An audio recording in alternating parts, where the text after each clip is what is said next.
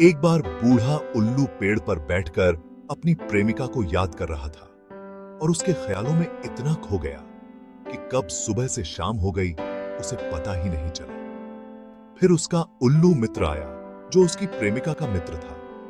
बूढ़े उल्लू ने कहा, अब तो वह खुश होगी मुझे धोखा देकर। फिर उसके उल्लू मित्र ने कहा, मुझे नहीं पता वह खुश है या दुखी है, किंतु तुमसे एक प्रश्न करने आया हूं, मुझे उसका जवाब दोगे तो बताओ।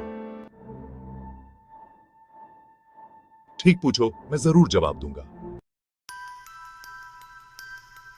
उल्लू ने कहा, मैं तुम्हें एक कहानी सुनाऊंगा और उसी कहानी से जुड़ा एक सवाल पूछूंगा, और सवाल मैं तुम्हें पहले ही बता देता हूं। सवाल यह कि एक स्त्री अपने पति को सबसे बड़ा धोखा कब देती है। प्रश्न करते ही उसने कहानी का आरंभ किया। आर्य और आर्यन की शादी को 5 साल हो चुके थे। समाज के सामने उनकी जोड़ी एक आदर्श मानी जाती थी। आर्यन एक ईमानदार और मेहनती व्यक्ति था जो आर्य की हर जरूरत का ख्याल रखता था। लेकिन हर रिश्ते की गहराई बाहरी दिखावे से कहीं अधिक होती है। आर्यन अक्सर अपने ऑफिस के काम में व्यस्त रहता और यही व्यस्तता आर्य को खलने लगी। उसे लगने लगा कि आर्यन उसे वह समय और ध्यान नहीं देता जिसकी उसे जरूरत थी। इसी दौरान उसकी मुलाकात आर्यन के कॉलेज के दोस्त राहुल से हुई। राहुल आकर्षक और बातों का जादूगर था। उसने आर्य को वह एहसास दिलाया जो उसे अपने पति से नहीं मिल रहा था। धीरे धीरे आर्य और राहुल के बीच मुलाकातें बढ़ने लगी। राहुल उसे अपने ध्यान और मीठी बातों से प्रभावित करता रहा।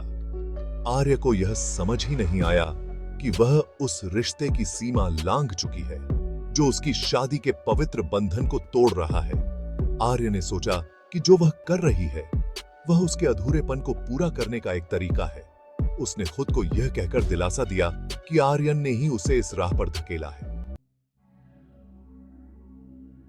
एक दिन आर्यन ने आर्य के फोन पर एक संदिग्ध मैसेज देखा। पहले तो उसने इसे नजरअंदाज किया, लेकिन जब इस तरह के मैसेज बार बार आने लगे तो आर्यन का शक बढ़ गया। उसने शांत रहकर मामले की तह तक जाने का फैसला किया। आर्यन ने आर्य और राहुल को एक कैफे में साथ देखा।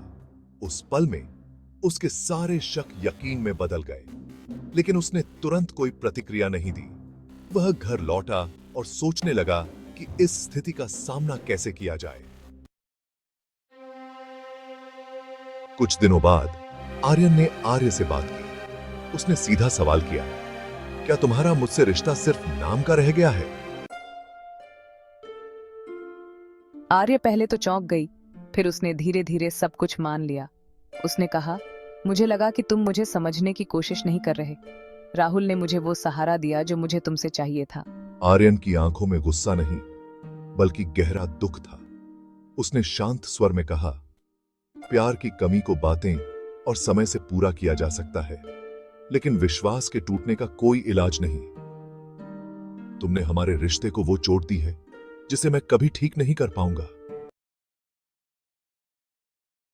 आर्य, तुम्हारा माफी मांगना दिखाता है कि तुमने अपनी गलती समझी है, लेकिन मैं अपने आत्मसम्मान को भूलकर इस रिश्ते को दोबारा नहीं निभा सकता। आर्य ने अपनी गलती मानी और माफी मांगी। उसने कहा कि वह अपने रिश्ते को बचाने के लिए तैयार है, लेकिन आर्यन के लिए यह इतना आसान नहीं था। उसने आर्य से तलाक लेने का फैसला किया। आर्य ने खुद को अकेला और शर्मिंदा महसूस किया। उसने धीरे धीरे यह समझा कि उसके धोखे ने न केवल आर्यन का दिल तोड़ा, बल्कि खुद उसकी जिंदगी से स्थिरता और शांति भी छीन ली। आर्यन ने अपनी जिंदगी नए सिरे से शुरू की। उसने खुद को काम और दोस्तों में व्यस्त कर लिया। वहीं आर्य को अपने किए पर पछतावा होता रहा। यह कहानी हमें सिखाती है कि रिश्ते में समस्याएं होना स्वाभाविक है, लेकिन उनका समाधान ईमानदारी और संवाद से होना चाहिए। जब कोई महिला या पुरुष अपने जीवन साथी को धोखा देता है तो वह सिर्फ अपने साथी का नहीं बल्कि अपने रिश्ते और खुद का भी नुकसान करता है। विश्वास एक बार टूट जाए तो उसे फिर से बनाना बहुत मुश्किल हो जाता है। फिर उल्लू ने बूढ़े उल्लू से पूछा, जवाब दो कि स्त्री अपने पति को सबसे बड़ा धोखा कब देती है। बूढ़े उल्लू ने जवाब दिया। बूढ़ा उल्लू, असंतुष्ट जरूरतें। यदि एक महिला को लगता है कि उसकी भावनात्मक जरूरतें पूरी नहीं हो रही हैं या उसे अपने विवाह में उपेक्षित महसूस हो रहा है, तो वह संभवतः कहीं और संतुष्टि की तलाश करेगी। यह भावनात्मक या शारीरिक बेवफाई की ओर ले जा सकता है। यही सबसे कारण है धोखा देने का। बूढ़े उल्लू के जवाब से उल्लू मित्र बहुत खुश हुआ और अंत में उल्लू अपने घर चला गया। धन्यवाद मित्रों, मिलते हैं फिर एक नई जानकारी के साथ।